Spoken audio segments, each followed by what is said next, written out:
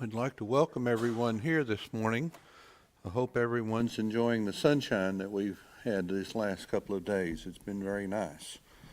As we get started, we're going to ask Brother Pierce if he would to lead us in a word of prayer.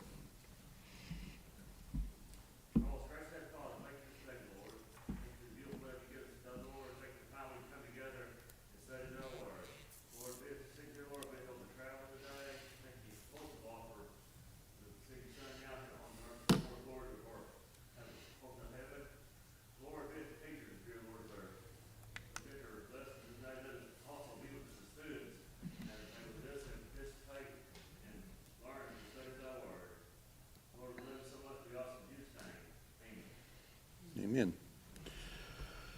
Well, for the last 2 to 3 weeks, we've been studying this lesson, and it is specifically about the institutional controversy. And as you remember, this lesson began with a discussion of the social gospel and what that was, how it started, and some of the problems with it. It led into initially support for colleges, how that morphed into support for orphans' homes, and then for basically anything that they wanted to sponsor outside of that. We looked at several passages, discussing that. Anyone have any comments or questions before we move on? Okay. We had gotten down to this question, perhaps maybe a slide or two beyond, but this is where I'm choosing to start back. Is the church all sufficient to do whatever task God gave it to do? Well, obviously it is. If it's not, then he built a flawed church, didn't he? Very idea is blasphemous, that God can build something for the intent, or that doesn't meet the intent that he intended for it. And so if it is all sufficient, then these other organizations are not needed to do the work of the church. It should be left up to the church. Is there a work that needs doing that the church can't do? Again, obviously not. And it doesn't matter, the problem with men when they get involved is that they think in grandiose terms. They want to do the biggest, the best, the most far-reaching. Well, that's not what God told us. He told us to go and teach the gospel. He didn't say that we personally have to reach every living soul. He said for us to take the gospel into the world, and that was to every Christian. And so this Christian may take it to this part, this Christian may take it to another. Yes? Our institutional brethren try to get around by saying it's the universal church, not the local churches. But the trouble with them is that they have the universal church, which has such resources, establishing human institutions, because even the universal church cannot handle the matter. Yes, the universal church cannot. And this will become more important in our next lesson, but it's important for this lesson as well. God did not activate the universal church. He gave these instructions to the local church, and it's the local church that is to carry them out.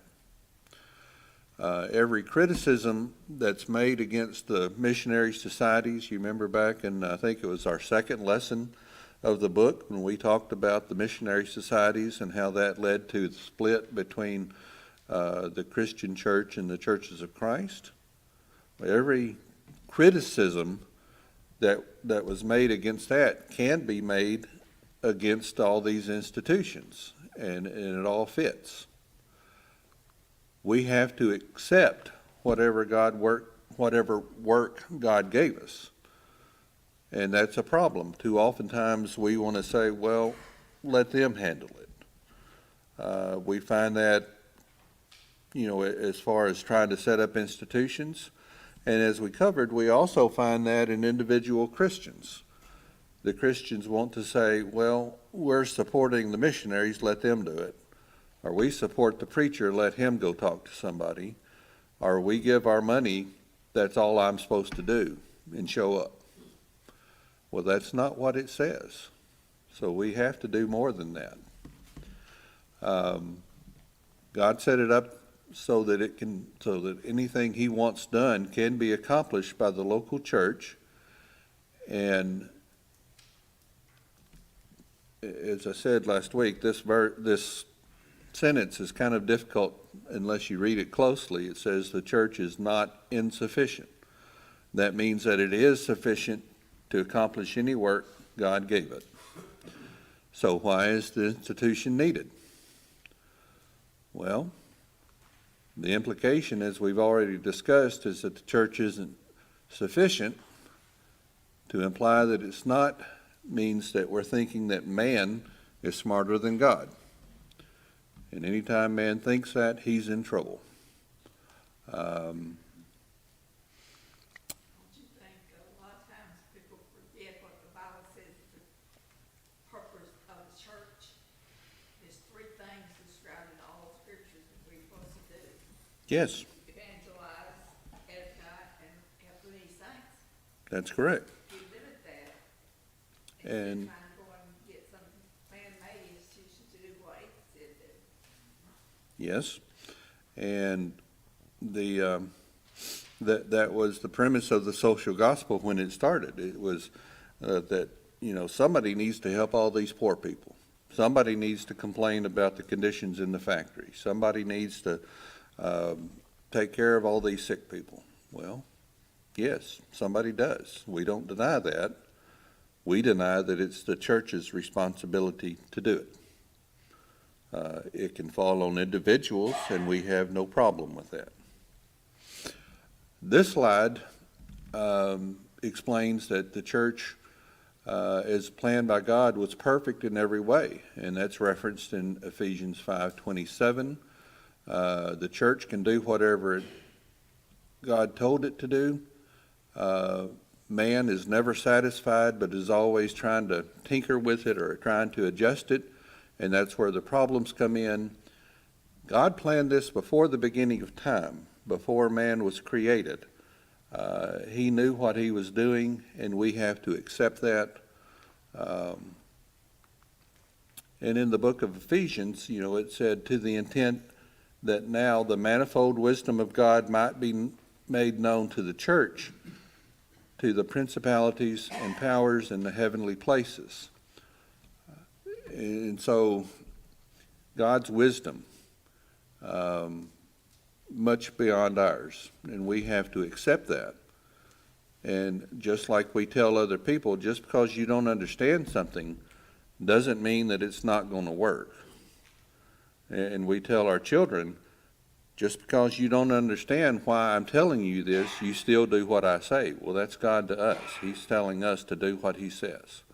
Yes, Mr. Williams. And it's interesting, that word manifold, which of course in the Greek, manifold wisdom is just one word. But it's not just one aspect of God's wisdom that the church is a result of, or that planned the church. It's the manifold, the great wisdom of God in many aspects that planned the church. Yes. Many avenues went into his creation, and he had it all planned out from, the lineage of Jesus to the fullness of time. All of these aspects came together as God planned, and we need to accept it. The problems were created with reference to the orphan home issue. It was putting the work on the church that God didn't organize, and they created a human institution to do that work. So there were two problems. First, they decided to do something that God didn't authorize, and then they created an institution to do it. So, two wrongs. People will often make the argument, well, whatever I can do, the church can do. Really? What's wrong with that? It's not true. Well, it's not true. 1 Timothy 5, 1 through 16, again, the qualifications for the widows, it said certain things are supposed to be done for the church. Supposed to be done by individuals, not the church. And this is where it's talking about if the widow has children or nephews, that they are supposed to take care of it so that the church not be charged.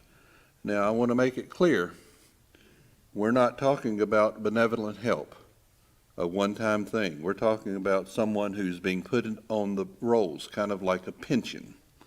That we're going to pay you so much money every month because you're a widow indeed. We're not talking about a one-time help or helping someone who has a specific need. Is everyone clear on that? Yes, sir. Here are some things we don't usually think about that I think obviously an individual can do, but the church can't tell the individual Christian about how to do it. For example, the choice of his Bible translation. Yes. Now, I know the brethren, the elders might want just one translation, and I think brethren would probably go along with that. But then also such things as this, your schedule for the day, and how much Bible study per day, and whom you're going to marry. Yes. Christ took care of one whom he was going to marry, and he lets us take care of whom we're going to marry, your occupation, and also how much to contribute. Yes. Only I can decide how much I'm going to contribute, and the church can't tell me how much I have to contribute.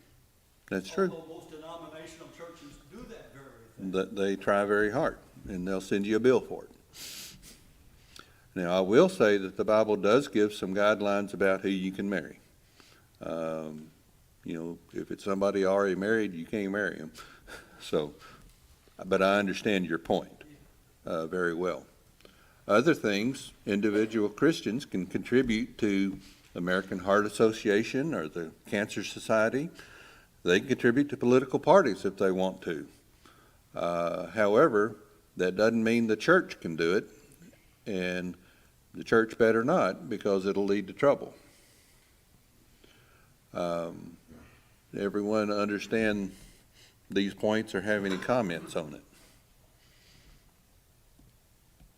It's clear, I think, from what we've said, that just because I can do it doesn't mean that the church, the local congregation, is allowed to do it. Everyone agree with that? Okay.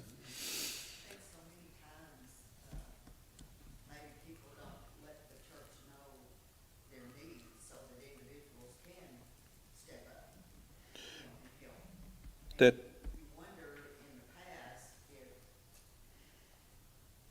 some of that was what was happening. I mean, I realize there's probably people who are being helped who are not Christians by congregations, somewhere. But, I think we all know here that if someone steps up and says, I have a need, everybody,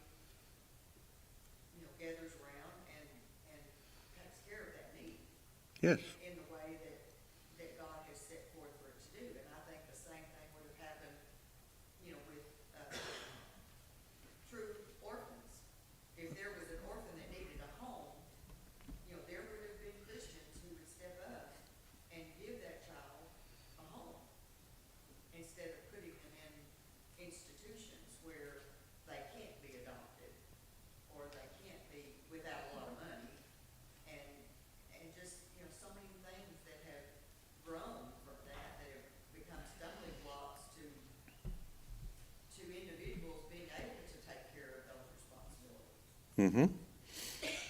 It has become very difficult to adopt a child.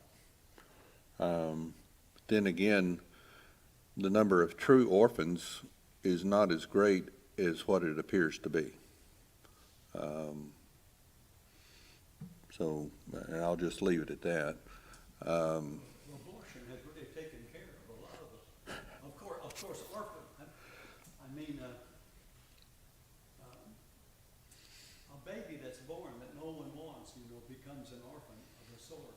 Of a sort. And that particular population has been cut down by millions over the years by just killing the fetus.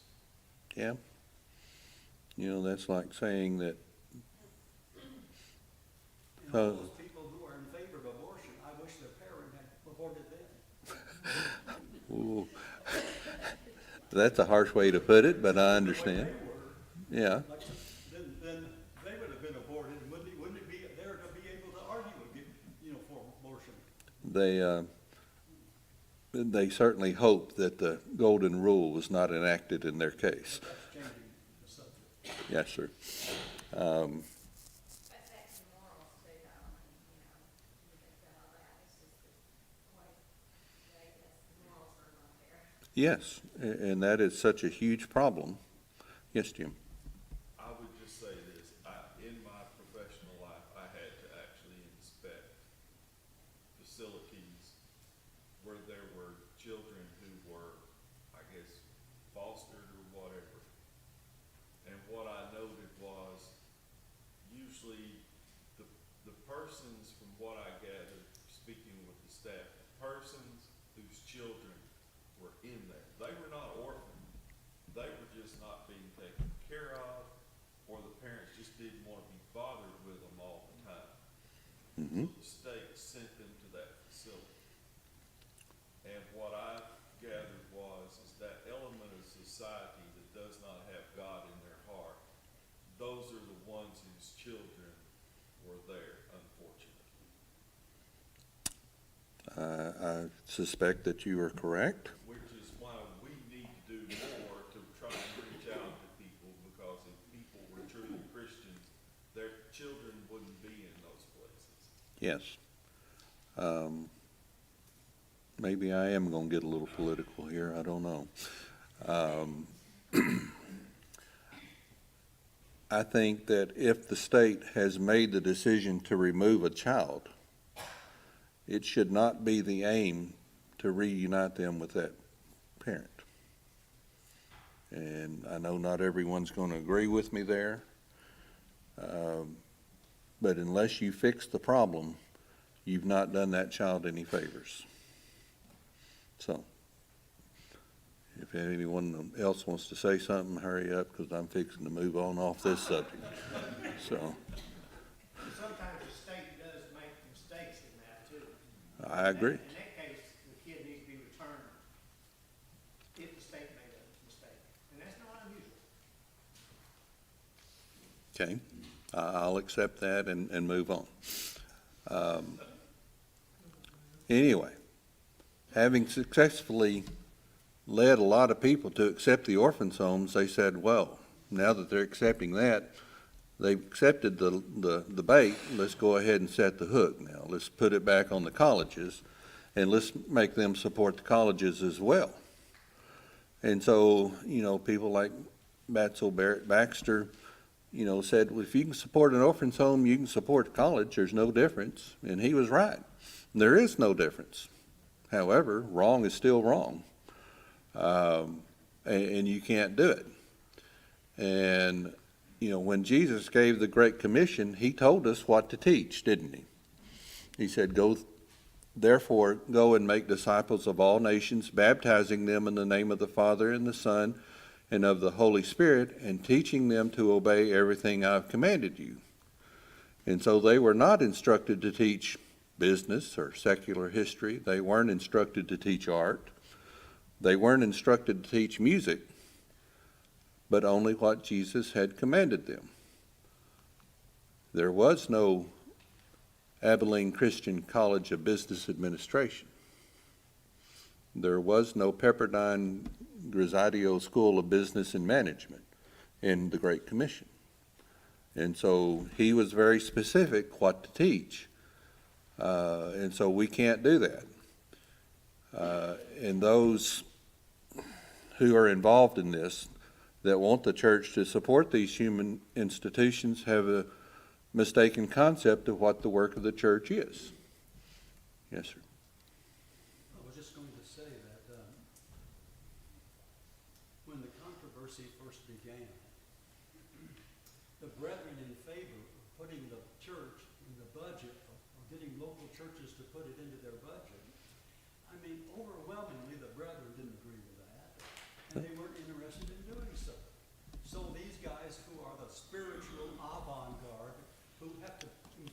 church and make it better in their eyes, and more effective in functioning, they saw then that the only way to get the church college in the budget was to have a whole bunch of crying of tears over poor orphans. Yes. And now brethren are very sympathetic people. And they were easily pulled into creating benevolent institutions for, orphans, or maybe widows, but. And then once that was accepted, these brethren, like, Baxter and others, and even M.B. Hardeman said, he hadn't said very much about this before, but he said, yeah, when it comes down to it, I can't see any difference between them. Mm-hmm. But it was to use the emotional argument to get people to go along with something that they wouldn't have gone along with if the emotional argument hadn't been used so often. Yes. Okay. Anyone else? Yes, Steve. It all boils down to this: if it's human, it's carnal, and carnal things have nothing to do with spiritual things. And that's what, to me, that's what it's all about, is separating spiritual from carnal. Yes, it plays upon people's emotions sometimes, these other things that go on. But we've got to think about the eternal. And people say, well, you got humans in the church. Yes, humans make up the church, but if we're Christians, then our minds are on things above. They're on things that are spiritual. Mm-hmm. But man doesn't want to do that. It wants to make, church or churches into something else, entertainment or whatever pleases them carnally. And while I understand that people look at a lot of situations today and say, somebody needs to do something. But the fact is, our primary task as Christians is to spread the gospel. Mm-hmm. And again, I'd still say, if there's nothing in the Word of God, that if more people followed it, we wouldn't have a better society anyway. Okay. Yes, sir. There are some physical things, you might say carnal things, that are absolutely essential to the gospel and the church. One is water, but Mhm. not just common water, but water that has this spiritual, interpretation or viewpoint of it. And the unleavened bread for the Lord's Supper, and the fruit of the vine for the Lord's Supper. We're not having a physical meal, although we're using physical things, but those things are to be seen in a spiritual sort of way. Otherwise, we wouldn't have much to do with it. But only God himself can take something that is carnal and physical and give it a spiritual meaning or sanctify it for his sanctified people. Yes. And we have to accept his definition of these things and not make our own. Okay. Those that are involved in the church support of human institutions have an inadequate understanding about the all-sufficiency of the church. I think we've covered that. They have the concept of the church universal being made up of local churches rather than individual Christians. And so at the conclusion of this lesson, basically, we have to conclude that the local church is sufficient to do all the work that God has given it. And then I would also add that it is not to do any work that God has not given it. Before we go to the questions, any other final comments? Okay. Oh boy, we're going to get through this lesson this week. Oh, okay. We talk about all these different institutions and functions in life. It's not wrong per se for these institutions. It's just wrong for the church to support it Yes. as a church. Yes. As a church. Yeah, these institutions can go and ask whoever they want to for money, Right. but I have to decide whether or not it's right for me to do As it. an individual. Yes. And then we get the request to the church. I, as an elder, and part of the decision-making that says it's not right for the church to send money to these institutions. So if one of our members wanted to go to, one of these institutions that promotes high learning, high biblical learning, Yes, sir. he can go, and it's not wrong. My daughter went to Harding University for pharmacy school. So, they teach, and that's what we were after, but that didn't mean that we were supporting them financially through the church. Through the church, that's through the collection of the money that's taken up on a weekly basis, Correct. that supports the church function. Yes. Right, okay, that's all I want. And then those three functions are what Jane had listed, the spread of the gospel, the edification of the saints, and the benevolence of the needy members. Right. So that's what that is limited to. Yes, sir. Well, this is probably jumping the gun, but take the college thing or the orphan home thing. I wonder how much was spent for each individual child for food and everything versus how much was paid for the person in charge and all the other persons, the ones who taught them and the ones who ran the dormitory and all that. And the same thing is true with the college. I mean, if you can get a whole bunch of churches every month, besides the individual contributions you get, if you can get a whole bunch of local churches in their budget sending you money every month, you can have more professors, so each professor doesn't have to teach as many classes, and you can just add more courses and do all these things and really be a great college in the world. If you were to take the money that the president of the college gets and use that money for scholarships, you could send several kids to college. And So, it's amazing that often, like even with Jim Cole, every year he got I think it was every year, I don't think it was every other year, but it wouldn't make much difference. The board bought him a new car. Yeah. And he made much more than any of us did. I think at one time we were making about $5,000 a year, and he was making $25,000. Yes. Of course, I didn't want to be president and have his problems and all that, but of course, in the case of Florida College, we refused to have churches sending money to us, so we just had to scrape along the very best way we possibly could. yes.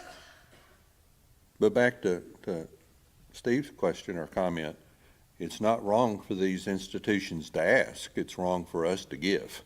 As a congregation. Right, as a congregation. Now, as individuals, We can do whatever we want. So, okay. Okay, going on through the questions, boy, this was stuff 3 weeks ago now that we're starting back over. What was the first occasion for the American Churches of Christ to have trouble over the human institution? G.C. Brewer asking for support for the college treasuries, and that was back in 1938. So, long time before it really hit the fan. Yes, sir? I forget when Abilene was established, I think it was around 1908 or something like that. So now this is about 30 years, and it's just struggled. I mean, it has really had problems. Now this is the depth of the Depression. And I can see why G.C. Brewer is doing this for, Oh, he was wanting help. college, but, I mean, that doesn't make any difference in the matter. No, not at all. Describe the social gospel movement in the 20th century. Well, as we said earlier, this was a movement to appeal to Christians to help solve the world's problems, basically. All these things certainly need addressing. They are problems, but it's not the problem of the church to solve them on an institutional basis. We are to convert these people, make them Christians, and they won't be doing it. So, you said Christian. Is it for Christians to help solve the world's problems? Are you making a distinction between Christians and the church? yes, It is not the church's responsibility no, to solve the world, but it is Christians' by teaching principles. We are a people of principles. Yes. And when we demonstrate to the world that we are a principled people, that is helping the world to solve the problem, because in order to solve the world's problem, we have to teach the world principles. Yes. It is not the Stone Street or Stone Ridge Church of Christ business to sponsor an AA meeting. Understood? But you can go to one and bring somebody with you, and that'll be fine. Right. And teach principles. And teach principles and Matter of convert fact, them. That is our job as individual Christians, Yes, to go into the world and teach these principles. That's what God said do. yes, Go ye into all the world and teach whatsoever I have said. And lo, I'm with you. So we teach principles as individuals. mm-hmm, The church responsibility is to take care of the congregation as a whole. And that's what we do. We come on Sunday, we give our money for this organization, the congregation here at Stone Ridge. And we take care of Stone Ridge. But Yes. we as individuals, we go out into the world and we help the world and try to solve the world's problem as individuals, yes, as individuals. yes. Now, we also, as a congregation, support missionaries, and that's based on a biblical example of different congregations supporting Paul and others. And so we can support missionaries that go out and do that as well. That's why we select elders, wise men who know. Well, hopefully we're doing the right job. I don't know. We pray for you. Okay, I appreciate that. I understand that as well in the sense you mean. Now, an organization just means a collection working together.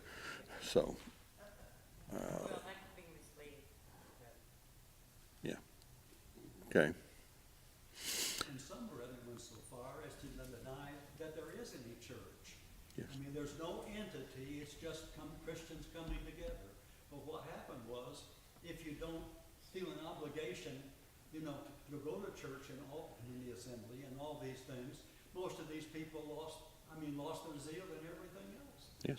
And very few people are like that anymore. They just dwindled away. We are very specifically told to meet. Yeah. And so we have an obligation to do that. And so as a group of people meeting, we become the local church. And the local church has been directed how to worship, what things that they are supposed to do in worship, and to collect the money. So, yes, sir. And the kind of brethren I'm talking about, when they see the word elders in the Bible, they just think of the older men. They have no authority. They don't have an office and all of that. We're just all individual members who come together, and there's not one there's not one group organization. That God established. Yes. Well, I understand how they do it. I don't understand their reasoning, because in that case, to be considered old, you would have to meet a plethora of conditions. You would have to be the husband of one wife. You would have to Yes, be all that to be considered elderly. that's right. So And that, that's just not any old aged man. right. So that is a misconstruing of the scriptures. But it's amazing how you can see things in the scriptures that aren't there, and you can't see the things that really are there, telling you what you think you see there aren't there. This is a point I've made many times. You don't go to the Bible looking to prove your point. You go to the Bible to find out what the point is.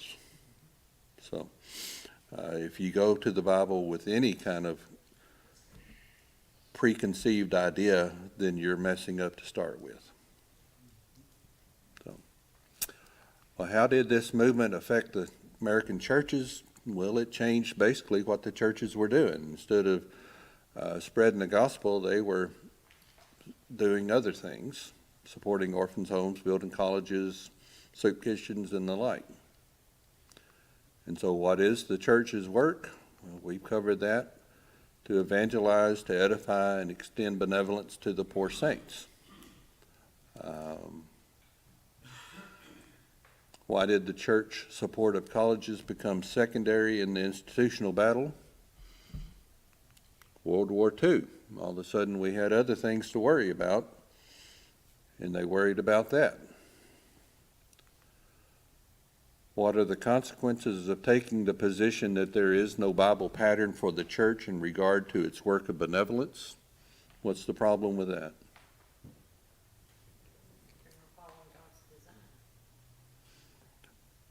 That, Leaves the door open for any type of interpretation.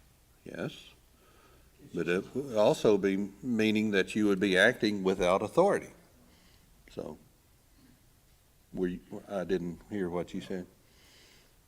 Let me see. It's wrong to say there's not a pattern because there is a pattern. It's obvious when you look at it. It's not just a general command to help the poor or support, colleges, et cetera. Mhm. And in that case, there isn't even a general kind of statement. If there's no statement at all, then we have nothing to do with it. Right. If it's a general statement, then we do what is expedient to carry out the general thing. But now, once God begins to say this and this and that, he's giving a pattern. Yes, when he starts specifying, then we better follow what he has specified. That's right. Okay. But they deny there's a pattern, because they don't want to do just what God says. In case of benevolence, pattern was if you're not going to work, you're not going to eat. We're not going to give you anything. The widows, again, we pointed this out, they had to meet certain qualifications to be given that pension. What limits of benevolence are placed upon churches by the following scriptures? And the first one was 2 Thessalonians 3:10. It says, "For even we who are with you," and this is the don't eat, don't work, don't eat. And so there's the limit. The second one was 1 Timothy 5:1-6, and I know y'all can't read it because I can't read it on the screen here. But this is basically the qualifications of the widows indeed.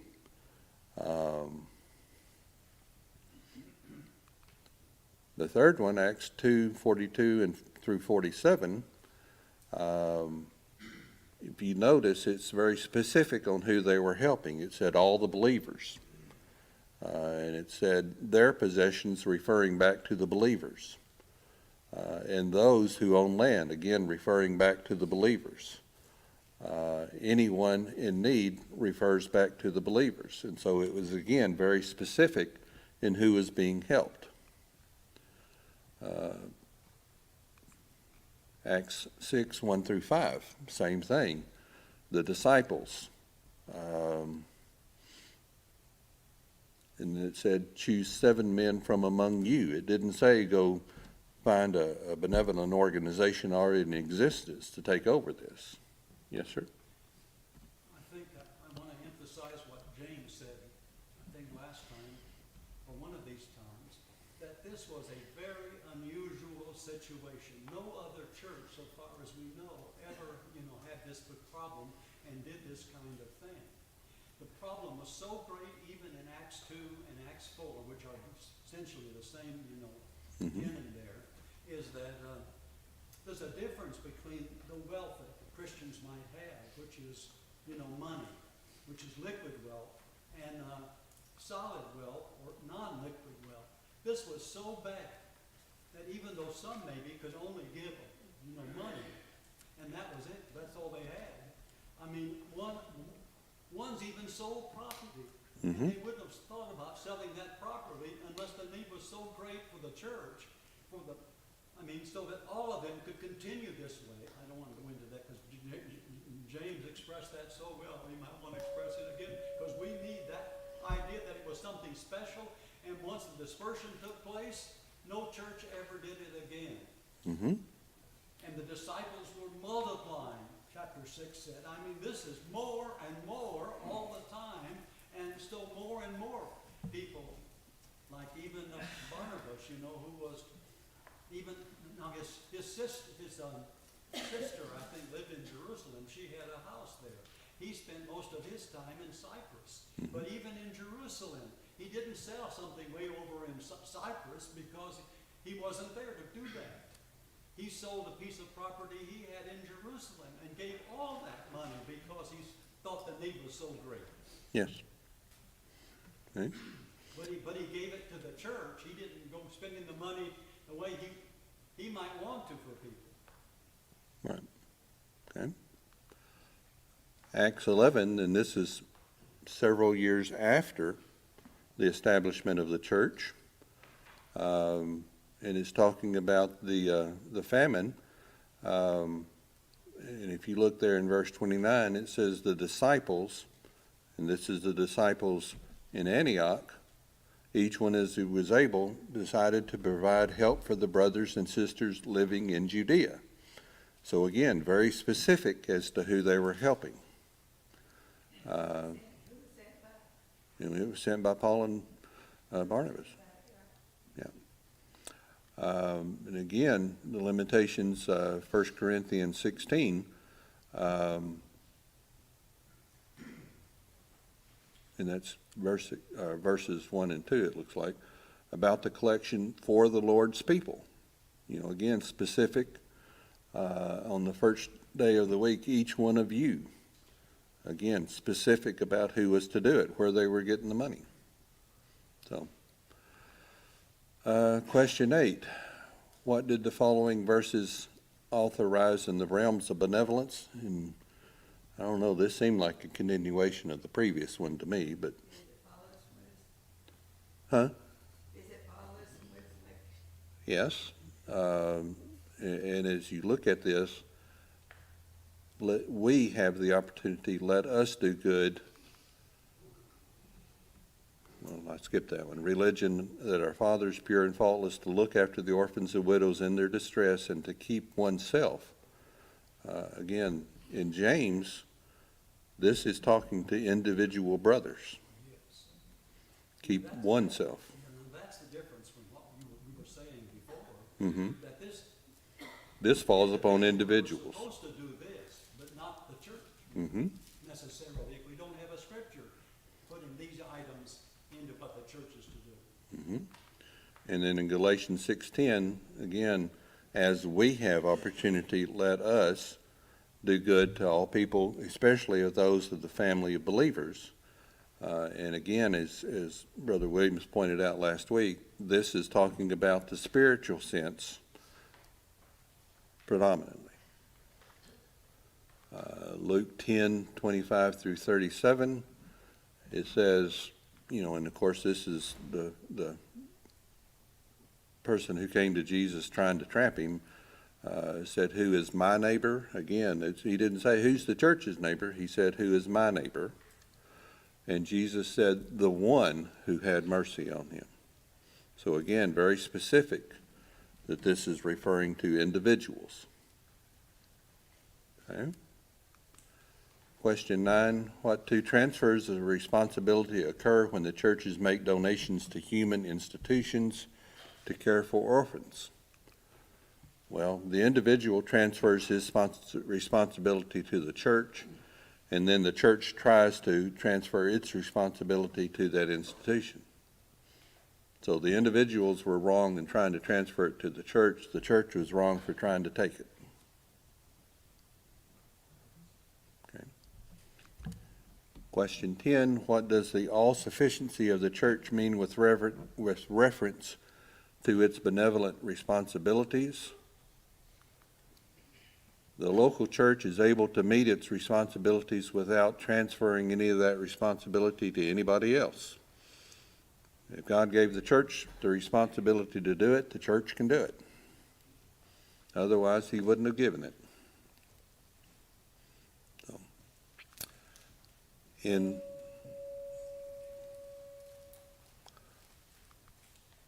we're almost done.